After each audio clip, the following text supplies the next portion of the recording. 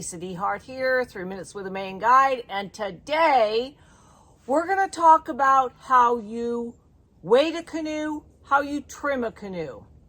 I've heard a lot of canoeists say, well, I can't handle a canoe all by myself, I have to have a bow paddler.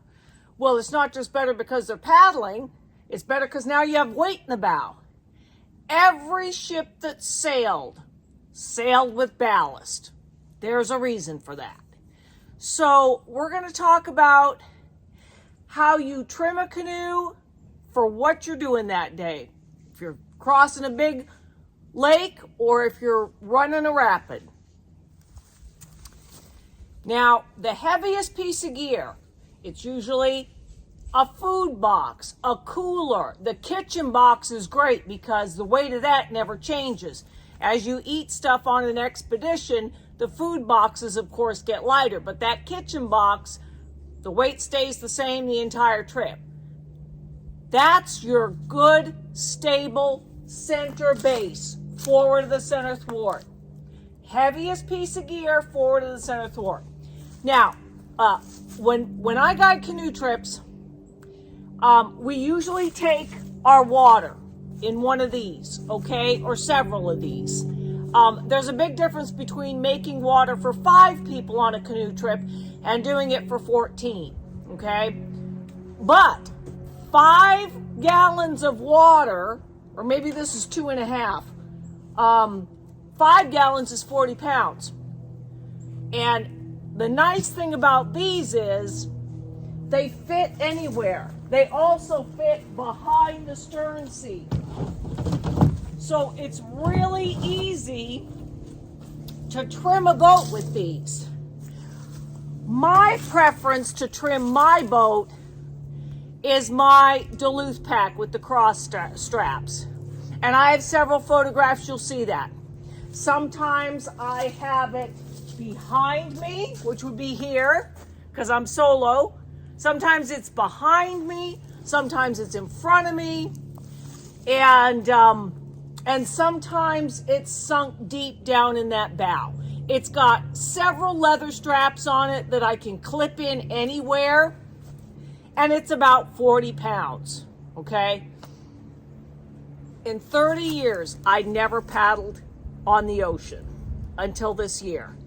And when we finished the Bonaventure, we went right out to the sea. Thank you for that, Jason Cross and Dan Flamini, Smoking Rivers. It was quite a hoot for our crusty, dusty, expedition-laden canoes to paddle past these $1 million sailboats on the ocean and dock right there. It was great. But it was probably about an 8-mile-an-hour headwind, and Jason and Dan stopped for lunch beforehand, which was really smart because everybody could move gear and basically just shove what we needed to up into the bow. And I stuck my expedition pack, boom, right there and just sunk that bow, make it nice and stable so it doesn't go skittering off in the wind.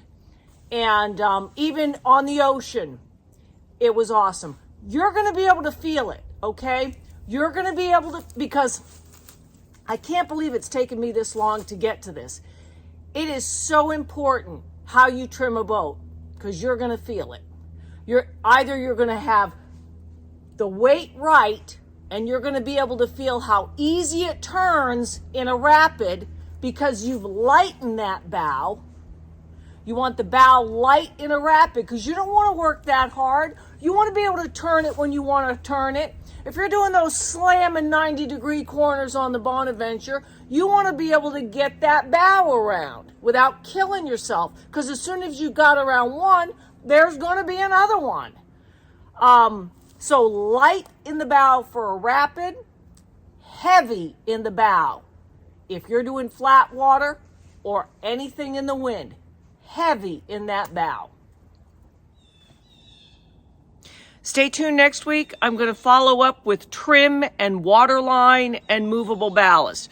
I want you and your canoe buddies to be able to take a look at that water and at that canoe and where the water line hits it and know you're going to be okay for whatever you're going to run that day. I'm Lisa DeHart, and you've just spent 3 minutes with a Maine Guide.